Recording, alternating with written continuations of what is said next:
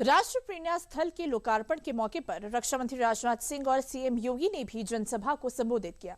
इस दौरान राजनाथ सिंह ने अंतर्राष्ट्रीय जगत में भारत का नाम ऊंचा करने वाले पीएम मोदी का अभिनंदन किया, तो सीएम योगी ने राष्ट्र प्रेरणा स्थल को विरासत और विकास का नया स्वरूप बताया। देखिए रिपोर्ट। प्रधानमंत्री जी के द्वारा दिया गया एक महत्वपूर्ण मंत्र है, अपने महापुरुषों और अपनी विरासत का स्मरण करना, उन पर गौरव की अनुभूति करना तथा उनके प्रति सम्मान और उनका संरक्षण। इसी सोच से प्रभावित होकर इस प्रेरणा स्थल में भारत के 3 ऐसे महापुरुषों की भव्य प्रतिमाएं स्थापित की गई हैं जो प्रेरणा के मूर्त स्वरूप हैं और जिन्होंने आजाद भारत को सम्मान, स्वाभिमान और एक नई पहचान दिलाने का काम किया है। आजाद भारत के महानायकों की विरासत को संजोने और सम्मान देने के संकल्प के साथ लखनऊ के वसंत कुंज में बने राष्ट्र प्रेरणा स्थल का इनॉग्रेशन होने के बाद रक्षा मंत्री राजनाथ सिंह ने इसे आजाद भारत के सम्मान, स्वाभिमान और पहचान का प्रतीक करार दिया।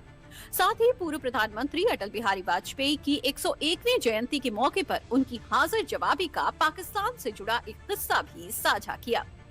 पाकिस्तान के दौरे पर गए थे, उनके भाषण से प्रभावित होकर एक पाकिस्तान की महिला पत्रकार ने कहा कि मैं आपसे शादी करने के लिए तैयार हूं, लेकिन इसके एवज में यदि आप जम्मू कश्मीर पाकिस्तान के हवाले कर दें। तो अटल जी ने मुस्कुराते हुए यह जवाब दिया था कि मैडम, मैं आपके साथ शादी करने के लिए तैयार हूं, लेकिन आप भी वचन दीजिए, इसके एवज में हमको पाकिस्तान दहेज के रूप में प्राप्त होगा। वहीं सीएम योगी ने राष्ट्र नायकों की स्मृति में बने प्रेरणा स्थल को आत्मनिर्भर और विकसित भारत के सफर में मार्गदर्शक और एक नई प्रेरणा का स्रोत करार दिया। आदरणीय प्रधानमंत्री मोदी जी की प्रेरणा से जब हम आत्मनिर्भर और विकसित भारत का वर्तमान स्वरूप देख रहे हैं, तो कहीं न कहीं हम सबके प्रेरणा के रूप में डॉक्टर श्यामा प्रसाद मुखर्जी,